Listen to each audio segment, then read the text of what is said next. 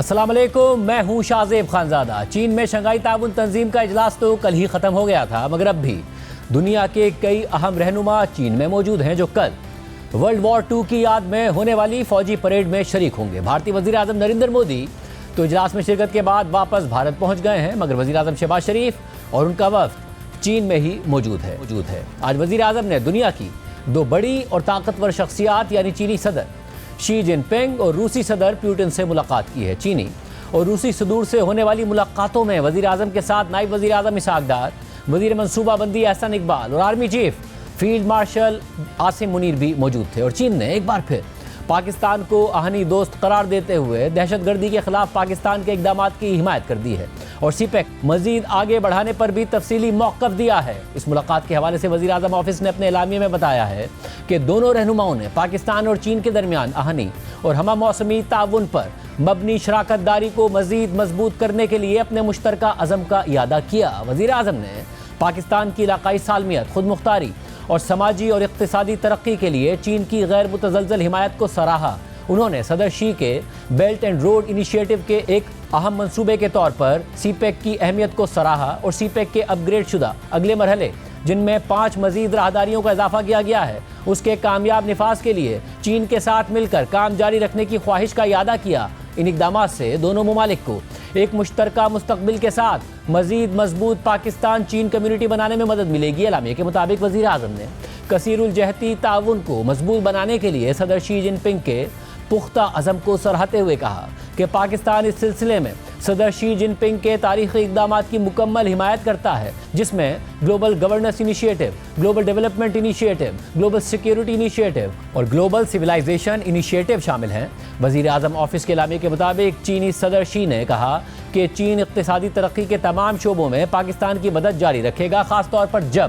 کہ سی پیک اپنے دوسرے مرحلے میں داخل ہو چکا ہے اور اس کے تحت پاکستان کے اہم ترین اقتصادی شعبوں پر توجہ مرکوز کی جا رہی ہے۔ دونوں رہنماؤں نے اس بات پر اتفاق کیا کہ دونوں ممالک کے درمیان تعلقات منفرد اور بے مثال ہیں اور اس کی عکاسی ان کے دو طرفہ تعاون کو مزید بڑھانے کے ذریعے ہونی چاہیے۔ دونوں رہنماؤں نے اہم علاقائی اور عالمی پیش رفت پر بھی تبادلہ خیال کیا اور اس سلسلے میں پاکستان اور چین کے درمیان قریبی تعاون جاری رکھنے پر اتفاق کیا۔ وزیر اعظم نے صدر شی جن پنگ کو اگلے سال پاک چین دوستی کی 75ویں سالگرہ کے موقع پر پاکستان کا سرکاری دورہ کرنے کی بھی دعوت دی۔ بیجنگ میں ہونے والی اس ملاقات کے حوالے سے خود چینی وزارت خارجہ نے بھی اعلامیہ جاری کیا ہے، جس کے مطابق پاکستان کے وزیر اعظم سے ملاقات میں چینی صدر شی جن پنگ نے کہا کہ چین اور پاکستان کے درمیان ایک مضبوط برادرانہ رشتہ ہے جو بھروسے اور مشترکہ اقدار پر قائم ہے۔ دونوں ممالک میں ایک آہنی دوستی قائم ہے جو تاریخ کے نشیب و فراز سے گزر کر بنی ہے اور وقت کے ساتھ مضبوط ہوئی ہے۔ چینی وزارت خارجہ کے اعلامیے کے مطابق چینی صدر نے مزید کہا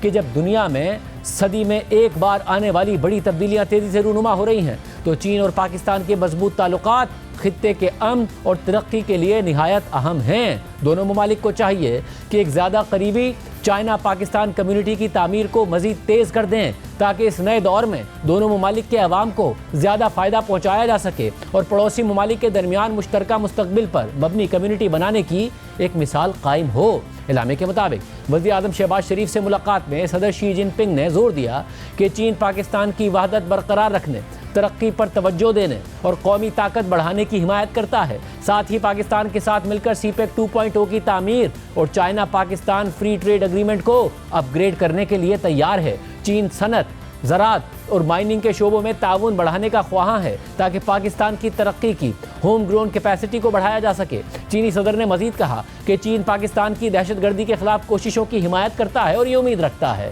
کہ پاکستان میں موجود چینی اہلکاروں، منصوبوں اور اداروں کی حفاظت اور سلامتی کو یقینی بنانے کے لیے پاکستان مؤثر اور پختہ اقدامات اٹھائے گا تاکہ دو طرفہ تعاون کے لیے ایک محفوظ ماحول پیدا ہو۔ چینی صدر شی جن پنگ سے ملاقات کے بعد آج وزیر اعظم شہباز شریف نے روسی صدر پیوٹن سے ملاقات کی۔ اس ملاقات کے دوران وزیر اعظم نے صدر پیوٹن سے کہا کہ ہم بھارت کے ساتھ آپ کے تعلقات کا احترام کرتے ہیں، یہ بالکل ٹھیک ہے، لیکن ہم بھی آپ کے ساتھ نہایت مضبوط تعلقات قائم کرنا چاہتے ہیں۔ Our relations have been on the improve in the last many years, but due to your personal commitment and interest, and I must say that I've been also very keen to strengthen our bilateral relations. I think we are in the right direction. Thank you very much for your invitation to visit your great country, and I'll be very happy to be there. We respect your relation with India. That's perfectly fine, but we also want to build very strong relations, and these relations will be supplementary and complementary for the good and for the progress and prosperity of the region. In that, I find in you a very dynamic leader, and I want to assure you that I'd like to work with you very closely. چین اور روس کے صدور سے ملاقاتوں کے علاوہ وزیر اعظم شہباز شریف نے ترکی کے صدر اردوان اور ایرانی صدر مسعود پزشکیان سمیت کئی دیگر عالمی رہنماؤں سے بھی ملاقاتیں کی ہیں. چین اور روس کے صدور سے ملاقاتوں میں وفاقی وزیر منصوبہ بندی احسن اقبال بھی موجود تھے، جو اس وقت چین سے ہمیں جوائن کر رہے ہیں. احسن اقبال صاحب، بہت شکریہ ہمیں شو میں جوائن کرنے کے لیے. بہت اہم ملاقاتیں ہیں. ظاہر ہے جو بھارتی وزیر اعظم مودی ہیں وہ بھی وہاں موجود تھے کانفرنس کے لیے، ان کی بھی دونوں صدور سے ملاقاتیں ہوئیں، پھر آج وزیر اعظم کی بھی ملاقاتیں ہوئی ہیں. اب ایک ایسا سینیریو ہے جس میں ظاہر امریکی صدر نے ٹیرفز لگائے ہیں، چین پر بھی لگائے ہیں، بھارت پر 50% تک لگائے ہیں. پاکستان بات کرتا ہے سی پیک 2.0 کی، جو سی پیک کا پہلا فیز تھا اس میں آپ باقاعدہ طور پر موجود تھے. پروجیکٹس کے حوالے سے آپ نے بطور وزیر منصوبہ بندی تمام چیزیں دیکھی ہیں. اس وقت توقع کی جاتی تھی کہ پاکستان میں چینی سرمایہ کاری آئے گی، جو چینی انڈسٹری ریلوکیٹ ہوگی وہ پاکستان آئے گی، پاکستان سے برآمدات بڑھیں گی. چینی انڈسٹری ضرور ریلوکیٹ ہوئی، ویتنام بھی گئی، کمبوڈیا بھی گئی، انڈونیشیا بنگلہ دیش میں بھی کہیں نہ کہیں جا کے لگی. پاکستان میں وہ نہیں ہوا. یہ جو 2.0 ہے اس میں امید کریں ہم، جب آپ نے ان ملاقاتوں میں بھی شامل ہیں، کہ پاکستان میں سرمایہ کاری بھی ہو، 19% ٹیرف ہے پاکستان پر، اس کا فائدہ ہو، پاکستان سے برآمدات بڑھ رہی ہو، سرمایہ کاری ہو. دیکھیے شاہ زیب، جیسے کہ آپ نے سی پیک کا ذکر کیا، مجھے الحمدللہ سی پیک سے بہت شروع سے منسلک رہنے کا اعزاز حاصل ہے. جب کاغذ کا ٹکڑا تھا سی پیک کا، ہم نے جو منصوبہ بنایا تھا اسے 3 مرحلوں کے اندر انویسج کیا گیا تھا. اس کا جو فیز 1 تھا 2020 تک، اس کا مقصد یہ تھا کہ پاکستان میں جو انفراسٹرکچر کے باٹل نیکس ہیں، آپ کو یاد ہوگا کہ 13-14 میں 18-20 گھنٹے بجلی نہیں تھی. اسی طرح ہمارا جو کنیکٹیوٹی کا چائنا کے ساتھ سلسلہ اور نیٹ ورک تھا وہ بھی ٹوٹا پوٹا تھا. تو پہلے مرحلے میں انفراسٹرکچر کے اوپر زور دیا گیا، اور ہم نے تقریباً 3 سالوں میں 2018 تک $25 ارب کی سرمایہ کاری پاکستان میں سی پیک کے تحت کی. اسی کے تحت سندھ کے اندر جو تھر کول ہمارے پاس 70 سال سے دفن تھا، وہ ایک پیداواری حیثیت میں سب سے سستی بجلی پیدا کرنے کا ذریعہ بھی بنا. 2020 کے بعد ہم نے 9 اکنامک زون بنانے تھے، اور اگر آپ کو یاد ہوگا کہ 17-18 تک ایک ایسا مومنٹم بن گیا تھا کہ ہر طرف چین کی کمپنی اور ان کے نمائندے تھے. آپ کراچی سے اسلام آباد کسی پرواز پہ ہوتے تو 10-15 چائنیز بزنس مین آپ کو ملتے تھے. لیکن 2018 کے بعد جو حکومت آئی اس نے پورے سی پیک کو سکینڈلائز کیا. اس کے وزراء نے سی پیک کے خلاف من گھڑت اور جھوٹے الزامات لگا کے بہت فضا کو خراب کیا، جس سے کہ وہ تمام جو چینی سرمایہ کار ہوئے تھے وہ یہاں پر آئے ہوئے تھے، وہ بدل ہو کے کوئی ویتنام چلا گیا، کوئی کمبوڈیا چلا گیا، کوئی لاؤس چلا گیا. یہ نہیں بلکہ وہ جو 9 اکنامک زون بننے تھے ان میں سے کسی ایک پر بھی 2022 تک کام مکمل نہیں ہو سکا، اور اس کا نتیجہ یہ کہ پاکستان نے ایک سنہری موقع کھو دیا. پھر جب ہماری حکومت 2022 میں پی ڈی ایم حکومت واپس آئی تو ہم نے جو سی پیک کے رکے ہوئے منصوبے تھے انہیں چالو کیا. میں آپ کو ایک مثال دیتا ہوں کہ گوادر بندرگاہ جو گیٹ وے تھی سی پیک کی، 4 سالوں میں اس کی مینٹیننس ڈریجنگ نہیں کی گئی، اور اس کی گہرائی تقریباً 1.5 سے 2 میٹر کم ہو گئی، اور کوئی بڑا جہاز وہاں پر نہیں آ سکتا تھا. ہم نے اس کو آ کر دوبارہ کیا. اسی طرح گوادر کے بجلی اور پانی کے منصوبے جو ہیں ان پہ کوئی کام نہیں ہوا، وہاں پر اس کے مسائل رہے، ان کو اب ہم آ کے مکمل کر رہے ہیں. تو چین میں اب یہ ہوا ناؤ، مگر ایسے بات اب ناؤ، کیونکہ اگر گوادر کو ایک اہم پورٹ بننا تھا، اس کے علاوہ انڈسٹری کا لگنا، اب کچھ ایسا ہے جس سے ہم توقع کریں کہ اب سرمایہ کاری پاکستان میں سرمایہ کاری بھی آ رہی ہوگی. جی شاہ زیب، اسی کے میں طرف آ رہا تھا کہ یہ سب جب اندر جو ہماری معاشی بدحالی تھی اس کو بھی ہم نے اصلاحات کے ذریعے ٹھیک کیا. تو اس کے نتیجے میں اب چائنا نے سی پیک فیز 2 کے لیے 5 کوریڈورز کی نشاندہی کی ہے, اور یہ ہمارا جو اپنا اڑان پاکستان کے 5 ویز ہیں ان کے ساتھ بالکل جڑا ہوا پروگرام ہے, جس میں کوریڈور آف گروتھ ہے, کوریڈور آف لائیولی ہے, کوریڈور آف انوویشن ہے جس سے ٹیکنالوجی کی کوآپریشن ہوگی, کوریڈور آف گرین انرجی اور corridor of open regional connectivity ہے. اب اس کے تحت ہمارا فوکس زراعت کی طرف ہے, ہمارا فوکس انڈسٹری کی طرف ہے, فوکس مائننگ کی طرف ہے, اور ہمارا فوکس ٹیکنالوجی اور بزنس ٹو بزنس لنکیجز کی طرف ہے. انفراسٹرکچر کا مرحلہ ہو گیا, اب ہمیں انویسٹمنٹ کو ٹریک کرنا ہے پاکستان میں. اس مقصد کے لیے اسی دورے میں وزیر اعظم ایک 4 ستمبر کو بہت بڑی کانفرنس, جس میں تقریباً 1000 کے قریب چائنیز بزنس مین اور پاکستانی بزنس مین شریک ہو رہے ہیں. ان میں بہت سارے جوائنٹ وینچرز بھی ہوں گے اور بزنس ٹو بزنس میٹنگز ہو رہی ہیں. اب سی پیک فیز 2 کا تمام جو فوکس ہے وہ اس طرف ہے کہ ہم چین سے زیادہ انڈسٹریل انویسٹمنٹ پاکستان لائیں, اور بالخصوص زراعت کے اندر ہم پاکستان کو سمارٹ ایگریکلچر بنائیں جو کلائمیٹ چینج کا ہمیں خطرہ درپیش ہے. اور آپ نے دیکھا کہ اسی کے تحت 1000 پاکستان سے زرعی ماہرین کو چین میں تربیت کا پروگرام شروع کیا گیا ہے, جس میں تقریباً 700 کے قریب لوگ یا ٹریننگ مکمل کر چکے ہیں یا کرنے والے ہیں, اور باقی 300 بھی اسی سال مکمل ہو جائیں گے. تو ہمیں امید ہے کہ انشاءاللہ تعالیٰ آپ فیز 2 میں دیکھیں گے کہ پاکستان اور چین کے درمیان ایک زیادہ پرائیویٹ سیکٹر سے بزنس ٹو بزنس انویسٹمنٹ ہوگی, اور یہی مقصد ہے. آپ انفراسٹرکچر کے ساتھ اور ظاہر یہی مقصد ہے, اور اسی سے اگر آگے بڑھ سکتے ہیں, ایک جو جہاں چین نے اپنے اعلامیے میں ساری پاکستان سے دوستی کے حوالے سے بڑی اہم باتیں کی ہیں, وہاں آخر میں انہوں نے اس بات کا بھی ذکر کیا ہے کہ چین امید رکھتا ہے کہ پاکستان میں موجود چینی اہلکاروں, منصوبوں, اداروں کی حفاظت اور سلامتی کو یقینی بنانے کے لیے پاکستان مؤثر اقدامات کرے گا. ظاہر ماضی میں پاکستان میں جو چینی لوگ ہیں جو کام کرتے ہیں ان پر حملے ہوتے رہے ہیں, چین کا ایک کنسرن رہا ہے, اس کنسرن کا انہوں نے یہاں بھی اظہار کیا ہے. جی بالکل, یہ قدرتی بات ہے. اگر ہم بھی چین کی جگہ ہوں تو ہم بھی اسی قسم کا اظہار کریں گے, لیکن آپ کو پتہ ہے کہ یہ عناصر کے جو ملک کے اندر دہشت گردی کر رہے ہیں اور چین کے خلاف بھی کرتے ہیں, ہماری بہادر مسلح افواج, ہمارے سیکیورٹی کے ادارے ان کے ساتھ نبرد آزما ہیں. روزانہ ہم شہادتیں بھی پیش کر رہے ہیں, اور چین کی قیادت نے ہماری اس ریزولو کو اپریشیٹ کیا, اور انہوں نے اسے اکنالج کیا کہ پاکستان دہشت گردی کے خلاف ایک بہت مؤثر کارروائی کر رہا ہے, اور ہم اس کی پوری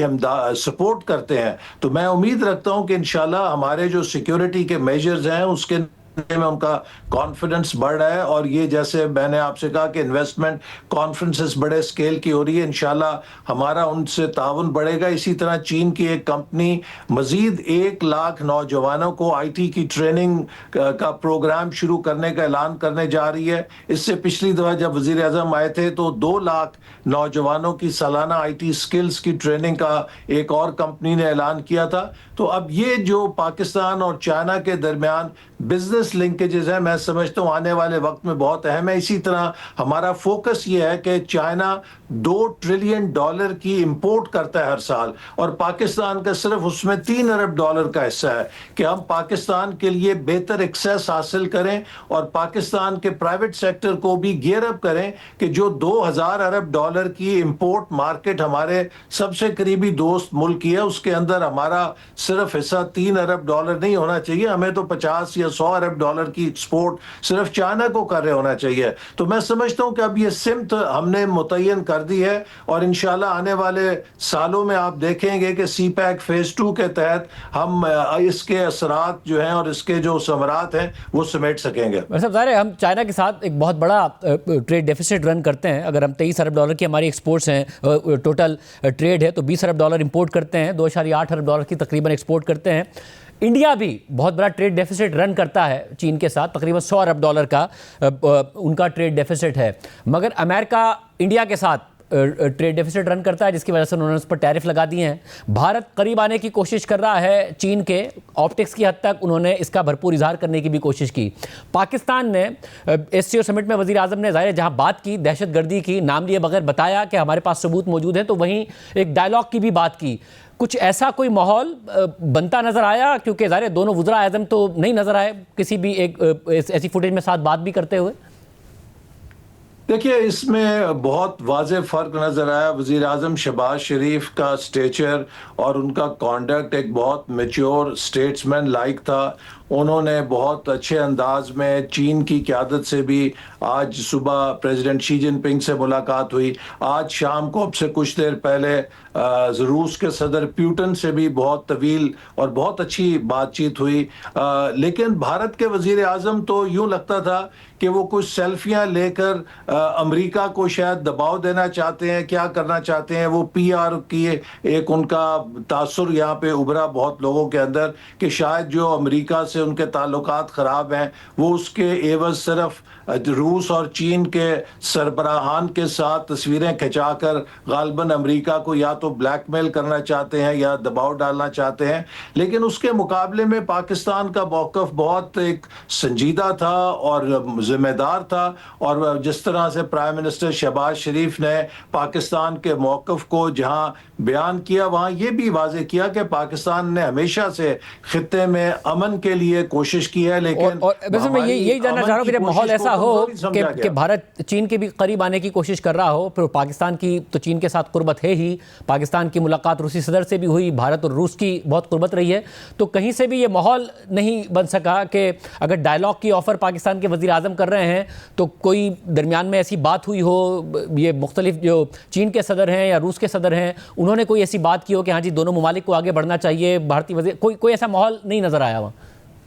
دیکھیے اس میں ہر طرف سے جو ہے, جیسے میں نے کہا کہ پرائم منسٹر نے اپنے موقف کو واضح کیا, لیکن یہ بات انہوں نے ہر میٹنگ کے اندر کہی کہ پاکستان امن کا خواہاں ہے لیکن اسے کمزوری نہ سمجھا جائے, اور ہم کسی بھی قیمت پہ بھارت کی ہیجمنی کو قبول نہیں کریں گے. جب بھی بھارت برابری کی بنیاد پہ بات چیت کرنے کے لیے تیار ہوگا تو ہمارا جو بھی دوست ملک اس میں فیسیلیٹیشن کرنا چاہے گا ہم اس کی خیر مقدم کریں گے. لیکن پاکستان بھارت کے ساتھ بامعنی با مقصد بات چیت چاہتا ہے, برابری کی بنیاد پہ بات چیت چاہتا ہے. لیکن اگر بھارت کے ذہن میں یہ ہے کہ وہ اس خطے میں بالادستی قائم کرنا چاہتا ہے تو پاکستان اسے قبول نہیں کرے گا. اور صاحب اور مجھے یہ بتائے گا کہ پاکستان کی روسی صدر سے ملاقات ہوئی, پاکستان کے وزیر اعظم کی, وزیر اعظم نے ان کا جو انویٹیشن تھا اس پر بھی مثبت جواب دیا, ساتھ میں کہا کہ آپ کے بھارت کے ساتھ تعلقات ہیں مگر ہم چاہتے ہیں ہمارے آپ کے ساتھ بہت اچھے تعلقات ہیں, آگے ہم تعلقات کو بڑھائیں. اب ایک طرف صدر ٹرمپ ہیں اور ظاہر ہے انپریڈکٹیبل شخصیت ہیں, وہ کسی نہ کسی طریقے سے فرسٹریٹ ہو رہے ہیں پیوٹن سے بھی, اور بھارت سے ناراض ہو رہے ہیں کہ وہ تجارت کرتا ہے روس کے ساتھ. پاکستان جب ان تعلقات کو آگے بڑھا رہا ہے تو ان تمام چیزوں کو مد نظر رکھ رہا ہے کہ ایک انپریڈکٹیبل آدمی ہے صدر ٹرمپ, اور ان کو بھی دیکھ کے رکھنا ہے, یا پاکستان ایک کمفرٹیبلی آگے بڑھ رہا ہے اور تمام فرنٹس کو دیکھ رہا ہے؟ دیکھیے میں سمجھتا ہوں کہ اس وقت چاہے امریکہ ہے, چاہے روس ہے, چاہے چین ہے, یہ سب ملک سمجھتے ہیں کہ پاکستان اس وقت دہشت گردی کے خلاف ایک فرنٹ لائن سٹیٹ کا کردار ادا کر رہا ہے. اور پاکستان جس دہشت گردی کا سامنا کر رہا ہے یہ دہشت گردی جتنی چین کی دشمن ہے اتنی روس کی دشمن ہے اور اتنی ہی امریکہ کی دشمن ہے. لہٰذا اس موقع کے اوپر پاکستان کو ایک بہت وسیع بنیاد کے اوپر حمایت حاصل ہے عالمی سطح پر, اور اسی لیے آپ دیکھ رہے ہیں کہ ہمارے چاہے فیلڈ مارشل آرمی چیف کو امریکہ میں جب بلایا گیا ان کی جو پذیرائی وہاں پر ہے اسی طرح کی پذیرائی چین میں ہے, اور تقریباً اسی طرح کی پذیرائی روس کے اندر ہے. ان کے صدر نے بھی انہیں دعوت دی کہ وہ روس کا دورہ کریں. تو لہٰذا آج پاکستان کو تمام ممالک سمجھتے ہیں کہ پاکستان جو جنگ لڑ رہا ہے اس میں اسے کامیاب ہونا چاہیے, اور پاکستان دنیا کے امن کی جنگ لڑ رہا ہے, تو اس لیے پاکستان کو ایک بہت براڈ بیسڈ تائید حاصل ہے. اور جو میٹنگ ہوئی اس کا آپ صدر پیوٹن کے ساتھ بھی میٹنگ میں موجود تھے, اس کا جو ماحول رہا اس میں جو بات چیت ہوئی, اور پھر چین کے صدر کے ساتھ بھی اوور آل آپ کہہ رہے ہیں کہ ایک پازیٹیو رہا, اور پاکستان میں سرمایہ کاری کے لحاظ سے بھی ایک پازیٹیو رہا, اور میوچل ٹریڈ بڑھانے کے لیے بھی ایک پازیٹیو رہا.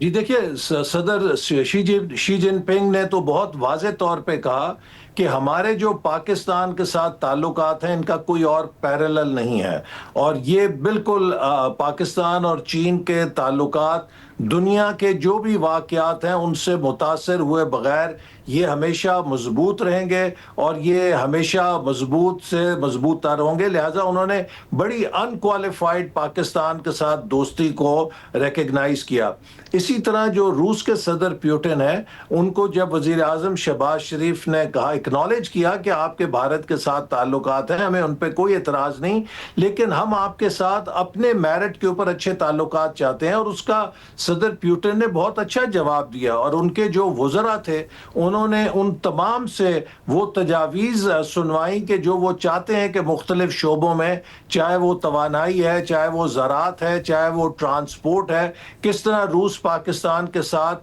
اپنے روابط کو مضبوط کرنا چاہتے ہیں. اور بالخصوص انہوں نے اس سٹیل مل کا ذکر کیا جو ماضی میں پاکستان اور روس کے درمیان دوستی کی ایک علامت تھی, اور انہوں نے کہا کہ میری یہ خواہش ہے کہ ہم اس سٹیل مل کو یا ماڈرنائز کر سکیں یا اس کو نئے طرز پہ قائم کر سکیں تاکہ وہ ہماری علامت برقرار رہے. اور وزیر اعظم نے بھی انہیں کہا کہ جس شرائط کے اوپر بھی وہ یہ کرنا چاہیں گے ہم اسے ویلکم کریں گے. تو لہٰذا میں سمجھتا ہوں کہ دونوں سربراہوں کے ساتھ بہت اچھی ملاقات ہوئی. اسی طرح ہماری ترکی کے صدر سے, سینٹرل ایشین ریپبلکس کے سربراہان سے, تو پاکستان کو SCO سمٹ میں ایک بہت اچھا موقع ملا کہ ان تمام سربراہان کے ساتھ ہم نے بہت ایک مضبوط تعلق کی بنیاد رکھی, اور ہر میٹنگ میں تقریباً پاکستان کے ساتھ مضبوط معاشی اقتصادی تعلقات کو بہتر بنانے کی طرف سے ہر لیڈر نے اس کا تذکرہ کیا اور خواہش کا اظہار کیا. بہت شکریہ اسنی اقبال صاحب ہمارے تھے. دوسری طرف کئی سالوں تک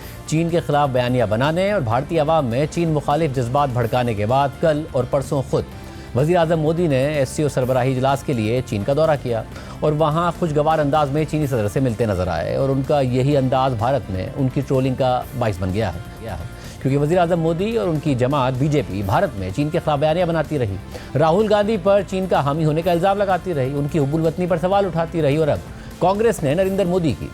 چینی صدر سے ملاقات پر سوال اٹھایا ہے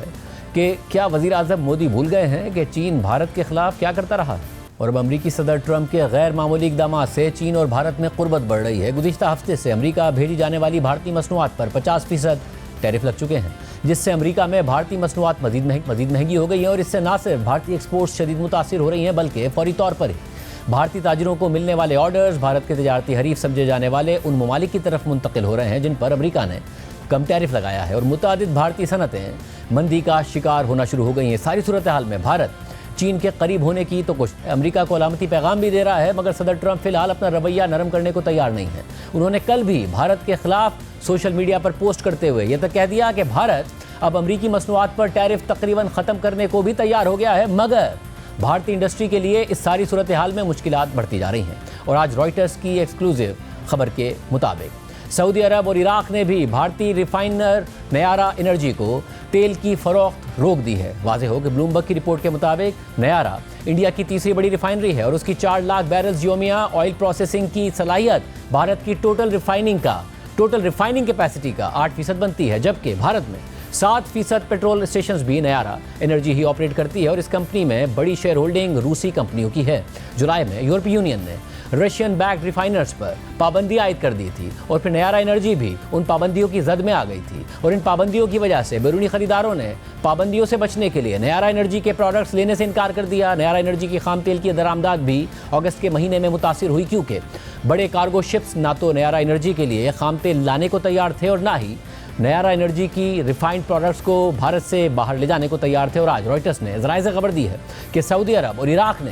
نیارا انرجی کو خام تیل کی فروخت بند کر دی ہے. بھارت کی نیارا انرجی عام طور پر سعودی عرب سے ماہانہ 20 لاکھ بیرلز اور عراق سے 10 لاکھ بیرلز خریدتی ہے, مگر خبر کے مطابق اگست کے مہینے میں ان دونوں ممالک سے نیارا انرجی کو کوئی شپمنٹ موصول نہیں ہوئی, کیونکہ یورپی پابندیوں کی وجہ سے اس کمپنی کو تیل کی خریداری کے لیے ادائیگی میں بھی مسائل کا سامنا ہے. پروگرام میں آگے بڑھتے ہیں. تحریک انصاف نے قائمہ کمیٹیوں سے استعفے کے بعد قومی اسمبلی کے اجلاس کا بھی بائیکاٹ کر دیا ہے. PTI کے اراکین پارلیمنٹ نے باہر اپنی الگ اسمبلی لگائی اور اسد قیصر نے اجلاس کی صدارت کی. اجلاس میں سیلاب متاثرین اور افغانستان میں زلزلہ متاثرین کے لیے قرارداد منظور کی گئی, اور آج عمران خان سے ملاقات کے بعد چیئرمین PTI بیرسٹر گوہر خان نے میڈیا سے گفتگو کرتے ہوئے کہا کہ عمران خان نے کہا ہے کہ ہمارا فیصلہ اٹل ہے, استعفے واپس نہیں لیں گے. कायमा कमेटियों से नेशनल असम्बली के इस्तीफ़े दे चुके हैं। कुछ हमारे मैंने जो अवेलेबल नहीं थे उन्होंने भी दिया। खान साहब ने उसमें फ़र्दर हिदायत दी हैं कि कल परसों तक अपने चाबी तक, अपने ड्राइवर तक, अपने गाड़ी तक सब कुछ वापस करें। ये फैसला हमारा अटल है। फैसला इस्तीफ़े जो है वो हम वापस नहीं लेंगे। इसके अलावा इमरान खान की रिहाई के हवाले से भी चेयरमैन तहरीक इंसाफ बैरिस्टर गौहर खान और वज़ीर आला खैबर पख्तूनख्वा अली-अमीन गंडापुर ने बात की है। आज अडयाला जेल के बाहर इमरान खान से मुलाकात से पहले जब नुमाइंदा जियो न्यूज़ शब्बीर डार ने बैरिस्टर गौहर खान से सवाल किया कि आप एहतजाज भी कर रहे हैं, अदालतों में भी हैं, मगर लग नहीं रहा कि हालात किसी तरफ जा रहे हैं, इस पर आपकी क्या हिकमत अमली है, तो बैरिस्टर गौहर खान ने कहा कि लग नहीं रहा कि हालात बेहतर हो रहे हैं। और इमरान खान की रिहाई के हवाले से सवाल के जवाब में बैरिस्टर गौहर खान ने कहा कि इसमें पेशरफ्त हो सकती थी। हमें लग रहा था कि कॉन्टैक्ट इस्टेब्लिश हो रहा है, तो उसी रात इमरान खान को दोबारा एक केस में अरेस्ट कर लिया गया। आपने एहतजाज भी किया, आप मुस्तफ़ी भी हो रहे हैं, आप अदालतों में भी है, आप सड़कों पे भी आए, लग नहीं रहा कि हालात किसी तरफ जा रहे हैं, तो इस पर अब क्या हिकमत अमली होगी? आपके साथ इत्तेफाक करता हूँ कि लग नहीं रहा कि हालात बेहतर हो रहे हैं, लेकिन हम एक सियासी पार्टी है और सियासी एक्टिविटीज़ करना हमारा हक है। और हम ये तो नहीं कह सकते, सियासी वर्कर कभी मायूस नहीं होते, वो मुसलसल जदोजहद करते हैं और जब वक्त आ जाता है अल्लाह ताला चाहता है तो वो कामयाबी से हमकिनार भी करता है। आप समझते हैं कि एक दो मरतबा मौके आए थे कि खान साहब की रिहाई मुमकिन हो सकती थी? देख, कई सारे ऐसे मौके तो आए थे जिसमें से कोई पेशरफ्त आगे कुछ हो सकता था, लेकिन वो हम बता चुके हैं कि देखो ओवरनाइट जिस वक्त हम आलमोस्ट एट द वर्ज थे, हमारी कोई डायलॉग की आगे तरफ बात नहीं बढ़ी थी, लेकिन एक ऐसा कंटेस्ट इस्टेब्लिश हो चुका था जो हम सोच रहे थे कि ये कंटेक्ट अगर इस्टेब्लिश रहे और आगे बात बढ़े तो कोई बेहतरी की तरफ हम चले जाते, लेकिन उसी नाइट खान साहब को दोबारा एक केस में अरेस्ट किया गया जिससे सारे हालात जो है ना रिवर्स हो गए थे। इसके अलावा वज़ीर आला खैबर पख्तूनख्वा अली-अमीन गंडापुर ने मीडिया से गुफ्तगू करते हुए कहा कि इमरान खान की रिहाई में दो रुकावटें हैं। एक तो ये कि मुल्क में आइन और कानून नहीं है, दूसरा इमरान खान के एस्टैब्लिशमेंट के साथ मसला है, वो उन्होंने खुद हल करना है, मेरे पास उसका इख्तियार नहीं है। इमरान खान की रिहाई में जो रुकावटें हैं दो हैं। एक रुकावट है कि मुल्क में कानून नहीं है, आइन ही नहीं है, तो वही बहुत बड़ी रुकावट है। जब कानून फाल हो जाएगा मुल्क के अंदर तो खान साहब रिहा हो जाएंगे। दूसरा ये है कि खान साहब का जो है इस वक्त जो मसला चल रहा है एस्टेब्लिशमेंट के साथ, वो मसला हल हो जाए। वो खान साहब ने खुद ही करना है, सारी बात है, मेरे पास तो इख्तियार उसका है नहीं। दूसरी तरफ अली-अमीन गंडापुर ने आज इस्लामाबाद में केपी हाउस में सहाफ़ियों से तवील मुलाकात की और कहा कि माजी के वाक़यात के बाइस फ़ौज और इमरान खान के दरमियान एतमाद का फुक़दान है, माफ़ी से बाहर निकलें, जो हुआ उसे ख़त्म करें, आगे बढ़ें। उन्होंने डायलॉग का आगाज़ किया मगर फिर वो ख़त्म हो गए। अली-अमीन गंडापुर ने मज़ीद कहा कि एक वक्त आएगा कि जब सबको एहसास होगा कि मुल्क के लिए बैठकर बात करें। इस पूरी सूरत पर बात करेंगे। हमारे साथ नुमाइंदा जियो न्यूज़ हैदर शराजी मौजूद हैं, जो अली-अमीन गंडापुर के साथ मीटिंग में भी मौजूद थे। इसके अलावा मुनीफ फारूक साहब हमारे साथ मौजूद होंगे, उनसे भी बात करेंगे। हैदर शराजी, पहले आप बताइएगा, अली-अमीन गंडापुर ने सहाफ़ियों से भी कोई 2 घंटे की नशिस्त में बात की है, इसके अलावा भी बातें की हैं, क्या बातें की हैं? देखिए, अली-अमीन गंडापुर की ये एक नशिस्त नहीं है, ये इससे कबल रमज़ान में एक इफ्तारी के मौका पर उन्होंने सहाफ़ियों के साथ नशिस्त रखी थी। लेकिन अब पार्टी के रहनुमा भी ये सोच रहे हैं कि क्यों अचानक उन्होंने रिपोर्टर्स, फिर एंकर पर्सन, इसके अलावा ब्यूरो चीफ और डायरेक्टर न्यूज़ के साथ एक तवील मुलाकातों का सिलसिला शुरू कर दिया है। ये ऐसे वक्त में मुलाकातें हो रही हैं या पार्लिमानी कमेटी के इजलास में अली-अमीन गंडापुर अचानक पहुँचे जब इमरान खान ने आखिरी मुलाकात में कहा था कि अली-अमीन गंडापुर मुझसे मिलने क्यों नहीं आते। और दूसरा ये कि बानी पीटीआई ने पार्टी की सीनियर क़यादत पर तहफ़्फ़ुज़ात का इज़हार करते हुए कहा था कि मैं महमूद खान अचकज़ई को और दूसरा इस अल्लामा नासिर अब्बास को अपोजिशन लीडर लगाने जा रहा हूँ। इस दौरान जब बानी पीटीआई ने अपनी पार्टी के रहनुमाओं पर तहफ़्फ़ुज़ात का इज़हार किया तो अचानक पार्टी के रहनुमा हमें नज़र आ रहे हैं कि वो मोबिलाइज़ हो रहे हैं और पार्लिमानी कमेटी के इजलास भी बुलाए जा रहे हैं। और गुज़िश्ता रोज़ केपी हाउस में ये मीटिंग बुलाई गई, पार्लिमानी पार्टी की मीटिंग, जिसमें अली-अमीन गंडापुर शरीक हुए और कहा कि पार्टी के अंदर से भी मुझे हटाए जाने के हवाले से आवाज़ें आ रही हैं। और उन्होंने इस खदशे का इजहार किया कि अगर ऐसा हुआ तो आपको मैं बता दूं कि मुझे 22 से ज़्यादा MPAs के बयान हल्फी दिखाए गए या मैंने देखे, जो कि जिनके बयान हल्फी मौजूदा ताकतवर हलकों के पास मौजूद हैं। और मैं इस वक्त इसलिए भी ज़रूरत हूँ उनकी क्योंकि अफ़गानिस्तान में और खैबर पख्तूनख्वा में सिक्योरिटी की जो सूरत हाल है, इसमें वहाँ पर जिरगे का सिस्टम चल रहा है, तो इस वक्त वो नहीं हटाएंगे। और आप भी जो मुझे हटाने के ख्वाब देख रहे हैं, अपने घोड़े अस्तबलों में میں باندھ لیں۔ اسی دوران پارلیمانی پارٹی نے ایک فیصلہ کیا، مکمل مشاورت کی کہ اب بانی پی ٹی آئی کے پاس جا کر ہمیں بتانا چاہیے کہ پارلیمانی پارٹی یا موجودہ پی ٹی آئی کی قیادت کو مذاکرات یعنی بامانی مذاکرات کا مکمل اختیار دیا جائے۔ اب یہ مکمل اختیار پی ٹی آئی کی موجودہ قیادت ایسے وقت میں مانگ رہی ہے جب گزشتہ ہفتے ہی بانی نے محمود خان اچکزئی کو مذاکرات کا اختیار دیا اور کہا کہ آپ اپوزیشن لیڈر ہیں، آگے بڑھیں، لیکن پی ٹی آئی اپنی ہی جماعت اپوزیشن اتحاد کی طرف نہیں بڑھ رہی، جس کا سلمان اکرم راجہ اور علیمہ خان اور علی امین گنڈا پور نے پھر اس حوالے سے کیا باتیں کی؟ جب آج صحافیوں سے بھی انہوں نے 2 گھنٹے کی نشست کی، کیا باتیں کی؟ آج انہوں نے کہا ہے کہ 2018 میں کچھ غلطیاں ہوئیں اور جو سیاسی غلطیاں ہوئی ہیں وہ دوبارہ نہیں ہونی چاہیے۔ رانا ثناء اللہ پر جو مقدمہ کیا گیا وہ بھی غلط تھا۔ انہوں نے کہا کہ صدارتی نظام کی بازگشت ہے۔ جب سوال کیا وہاں صحافیوں نے تو انہوں نے کہا کہ اگر ایسا ہوتا ہے تو یہ درست ہے، اور یہ جو صدارتی نظام ہے تو بانی پی ٹی آئی وہ الیکشن میں آئیں گے تو اس سے جیت سکتے ہیں، ملک بھر میں ان کی پاپولیرٹی ہے۔ اس کے علاوہ علی امین گنڈا پور نے کالا باغ ڈیم کے حوالے سے بھی بات کی ہے کہ یہ ڈیم بننا چاہیے اور ملک بھر میں اتفاق رائے پیدا ہونا چاہیے، اور انہوں نے سیاسی اتفاق رائے کی ایسے وقت میں بات کی ہے جب وہ ایک جملے میں سیاسی اتفاق رائے اور تمام سیاسی جماعتوں سے مذاکرات کی بات کر رہے تھے، اگلے ہی جملے میں انہوں نے مولانا فضل الرحمان پر تنقید کی اور ساتھ ہی پیپلز پارٹی کے گورنر پر تنقید کی، یعنی وہ مذاکرات کی بھی بات کر رہے ہیں دیگر سیاسی جماعتوں پر اور ان پر تنقید بھی کر رہے ہیں، جبکہ پارٹی کے متعدد رہنما یہ سمجھتے ہیں کہ یہ ایسے وقت میں پارٹی کے وہ لوگ موبیلائز ہو رہے ہیں جو گزشتہ چند ماہ سے پارلیمانی موجودہ حکومت کو جواز فراہم کرنے کے لیے اس اسمبلی میں بھی رہ رہے تھے اور ہر وقت مذاکرات کی بات کرتے تھے جبکہ مزاحمت کی بات نہیں کی جا رہی تھی۔ کیا وجہ ہے کہ وہ سب اکٹھے ہو رہے ہیں؟ اور ایک اور بات، اپوزیشن اتحاد کو بھی اس سارے عمل سے دور رکھا جا رہا ہے۔ بہت شکریہ عادت شرازی تفصیلات بتا رہے تھے۔ ہمارے ساتھ منیف فاروق صاحب موجود ہیں۔ منیف فاروق صاحب بہت شکریہ ہمیں شو جوائن کرنے کے لیے۔ آپ ظاہر بہت سارے اندر کے معاملات بتاتے رہے۔ بیرسٹر گور خان صاحب کہہ رہے ہیں کہ رہائی کے حوالے سے پیش رفت ہو رہی تھی، کانٹیکٹ اسٹیبلش ہو رہا تھا، اور اس رات عمران خان صاحب کو ایک کیس میں اریسٹ کر لیا گیا، یعنی کہ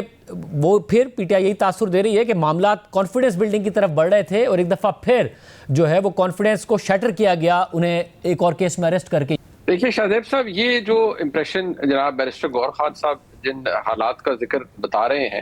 دیکھیے یہ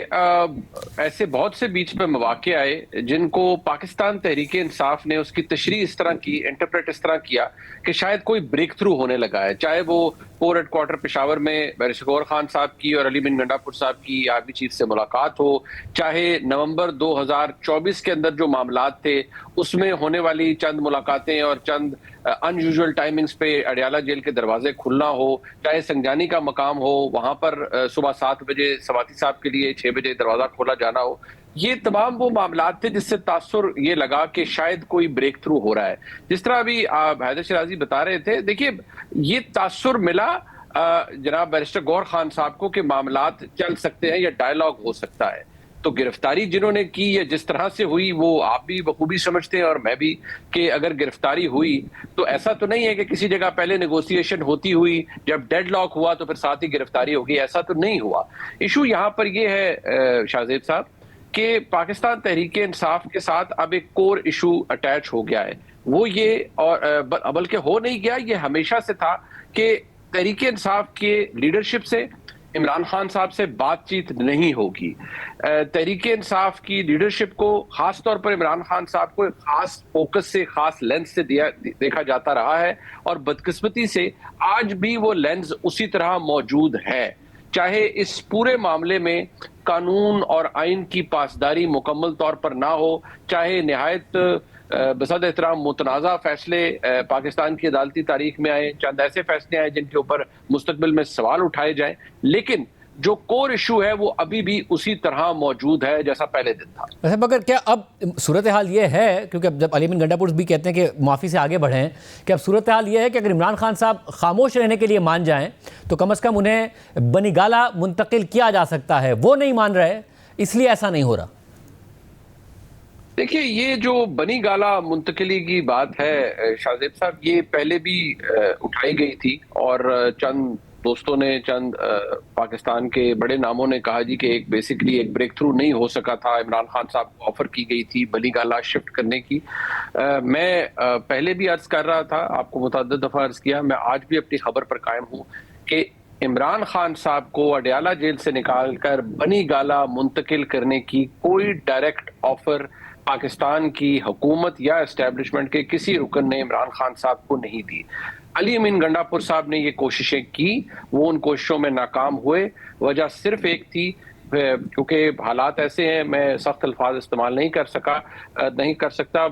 सिर्फ ये अर्ज करूंगा कि इमरान खान साहब के साथ या उनकी जमात के साथ वो धोखे ही ज्यादा हुए हैं, कोई कॉन्क्रीट किस्म की बात नहीं हुई। ये गंडापुर साहब ने कहा था कि मेरी ख्वाहिश थी, मैं ले गया था मामलात को वहां तक, लेकिन होता वही रहा है। आप यकीन मानिए पिछले कुछ अरसे में बैरिस्टर गौहर खान साहब ने खास तौर पर बड़ी कोशिश की है कि वो किसी जगह कॉन्टेक्ट एस्टैब्लिश करें, लेकिन नहीं हो पाया, अभी तक भी, आज तक भी नहीं हो पाया। और ये जो खामोशी वाली बात है कि इमरान खान साहब खामोश हो जाएं तो बनी गाला जा सकते हैं, देखिए आप बीमारी को उज़र बनाकर उन्हें किसी और जगह मुंतकिल कर सकते हैं।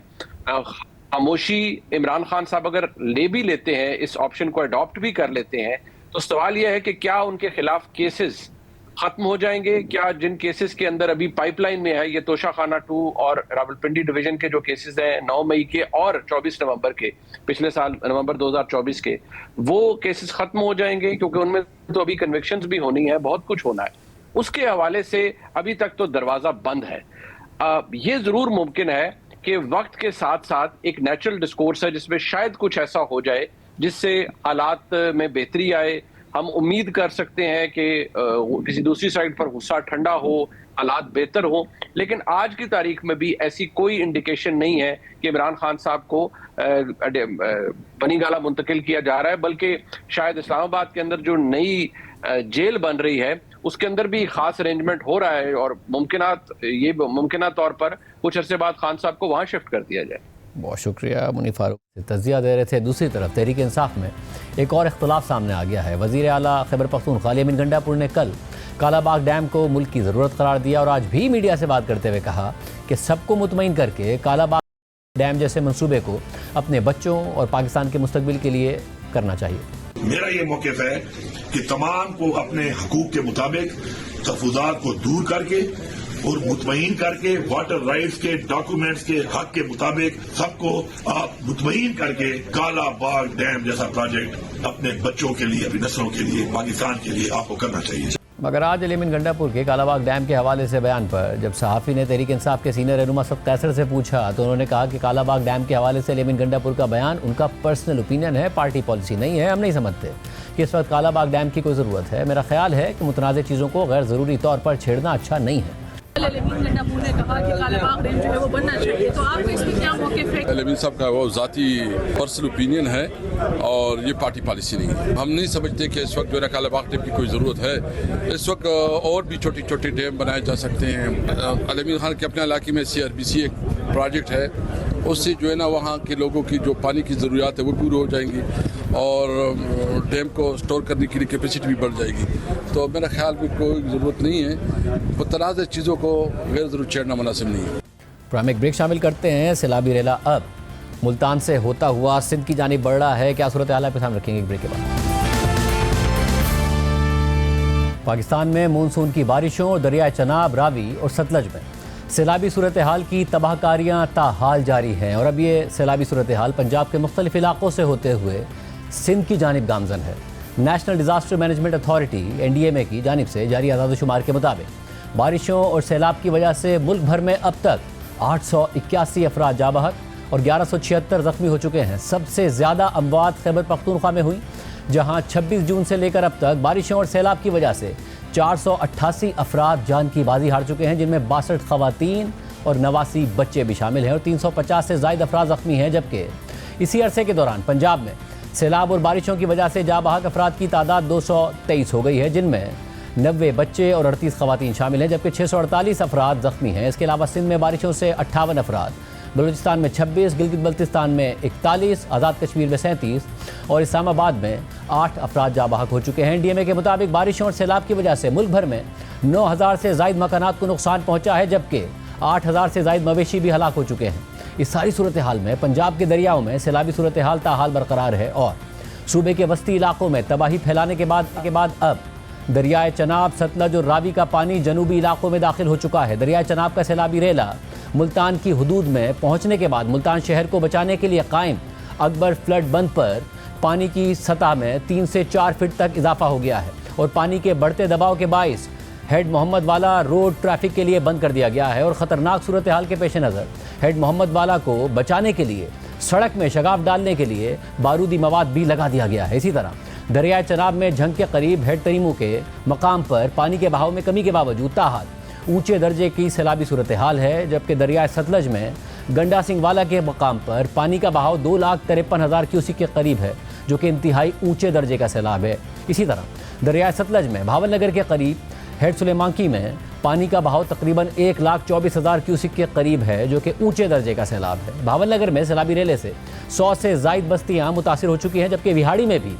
درجنوں بستیاں زیر آب آ گئی ہیں۔ اس کے علاوہ دریائے راوی میں خانیوال کے قریب واقع ہیڈ سدنائی سے بھی اس وقت انتہائی اونچے درجے کا سیلابی ریلا گزر رہا ہے اور یہ سیلابی ریلا کمالیہ میں تباہی مچانے کے بعد اب پیر محل کی حدود میں داخل ہو چکا ہے اور پیر محل کے قریب 30 دیہات زیر آب آ گئے ہیں، جبکہ کل رات کو director general PDM Punjab Irfan Ali Kathia نے ہمارے پروگرام میں بات کرتے ہوئے بتایا تھا کہ ہیڈ سدنائی پر پانی کا دباؤ بڑھنے کی صورت میں مائی سفورہ بند کو بریچ کیا جا سکتا ہے، جبکہ اب سے تھوڑی دیر پہلے PDM پنجاب نے ہمیں بتایا کہ بریچ کے لیے انتظامات مکمل کر لیے گئے ہیں۔ اگر پانی کے بہاؤ میں کمی نہ ہوئی تو بند کو بریچ کر دیا جائے گا۔ واضح رہے کہ ہیڈ سدنائی سے دریائے راوی کا یہ سیلابی ریلا آگے بڑھ کر دریائے چناب میں شامل ہو جائے گا اور پھر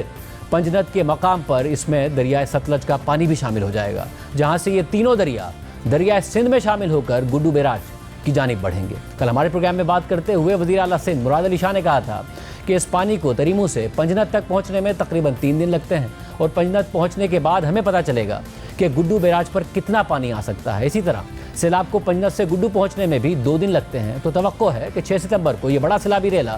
گڈو بیراج سے گزرے گا، جبکہ NDMA کے مطابق یہ سیلابی ریلے 3 ستمبر کو پنجنت کے مقام پر 5,70,000 سے 6,00,000 کیوسک کے بہاؤ کے ساتھ اکٹھے ہوں گے اور 5 ستمبر کی صبح دریائے ستلج سے 80,000 سے 1,00,000 کیوسک کا ریلا پنجنت کے مقام پر شامل ہوگا اور تینوں دریاؤں سے ریلوں کی آمد کے بعد پنجنت کے مقام پر مجموعی طور پر 6.5 سے 7,00,000 کیوسک کا بہاؤ متوقع ہے۔ NDMA کے مطابق پنجنت سے یہ ریلا 6 ستمبر کی دوپہر تک گڈو بیراج پہنچنے کا امکان ہے۔ اس کے علاوہ آج دریائے سندھ میں پانی کی آمد میں بھی اضافہ ریکارڈ ہوا ہے اور رحیم یار خان میں چانچڑا شریف کے مقام سے تقریباً 3,31,000 کیوسک کا ریلا گزر رہا ہے۔ ساری صورتحال میں اس وقت ملتان میں سیلاب کی کیا صورتحال ہے؟ ہمارے ساتھ موجود ہیں جیو نیوز کے نمائندے عمران چودھری۔ عمران چودھری، بہت شکریہ ہمیشہ میں جوائن کرنے کے لیے۔ آپ مسلسل صورتحال بتاتے آئے ہیں، اب پانی پہنچ رہا ہے، کیا صورتحال ہے؟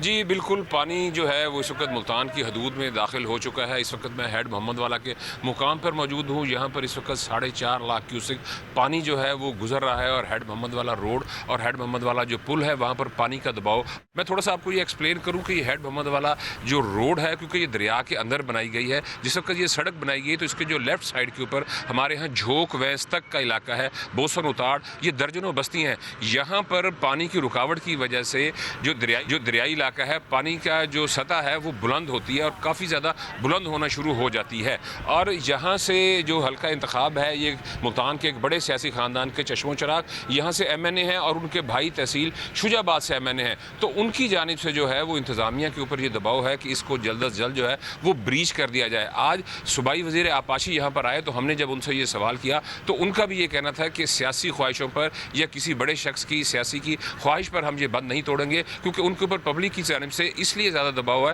کہ اگر یہ سڑک کو بریچ کر دیا جائے گا تو پانی تیزی کے ساتھ آگے چلا جائے گا، تو اس علاقے میں جو 15-18 فٹ اکبر فلڈ بند کے ساتھ پانی اس وقت چڑھا ہوا ہے وہ نیچے ہو جائے گا اور لوگوں کی جو فصلیں تو تباہ ہو چکی ہیں، لیکن باغات بچ جائیں گے اور لوگوں کے گھر جو ہیں،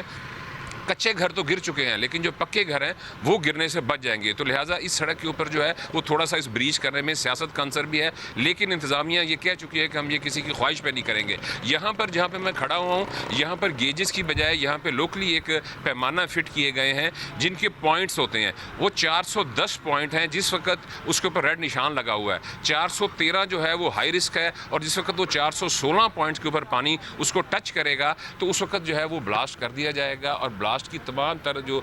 تیاری ہے وہ مکمل ہو گئی ہے. آج اعلیٰ حکام کی جانب سے یہاں پر بریفنگ دی گئی تھی کمشنر کو, اور ان کو کہا گیا تھا کہ اگر آپ نے بریچنگ کروانی ہوگی تو یہ دن کے ٹائم ہوگی, یا مغرب سے پہلے کروا لی جائے, یا یہ صبح نماز فجر کے بعد کی جائے. تو پانی کی رفتار کو دیکھتے ہوئے یہی فیصلہ کیا گیا کہ اگر ٹیکنیکل کمیٹی سفارش کرے گی تو یہ صبح کے اوقات میں جو ہے یہاں پر پانی کا دباؤ مزید بڑھے گا اس پہ. اور یہ 6-6.5 لاکھ 8 لاکھ والی کہانی نہیں ہے, کیونکہ پیچھے سے جو ہے رنگ پور کے نزدیک جو ہے وہ بند توڑا گیا یا ٹوٹ گیا, اس کی وجہ سے پانی 1 سے 1.5 لاکھ جو ہے وہاں پر سپریڈ ہوا اور پانی کا تھوڑا سا پریشر کم ہوا. اور سدنائی کے اوپر بھی اس وقت پانی 1,67,000 کیوسک اس وقت